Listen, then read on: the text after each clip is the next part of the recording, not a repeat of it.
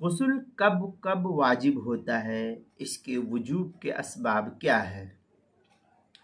चुनांचे गुस्ल के वजूब के असबाब फ़ुक़हा ने 3 नकल किए हैं।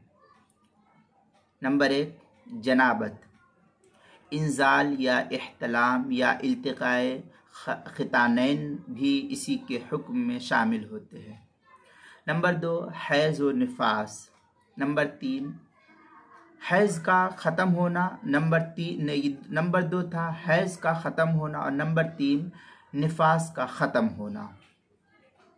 चुनांचे फतावा तातारखानिया में है, असबाबुल गुस्ल सलासतुन अल जनाबतु वल हैज़ व निफास वफ़ी मुख्तारिल फतावा अल मुराद बिक़ौली वल हैज़ व निफास इनक़िताउहुमा। ये फतावा तातारखानिया जो ज़करिया बुगडीपो देवबंद का हिंदी नुस्खा उसके पहले जिल्द सफ़ा 278 पर नकल किया गया है और किताबुल मसाइल की पहली जिल्द सफ़ा 171 पर इसको नकल किया गया है।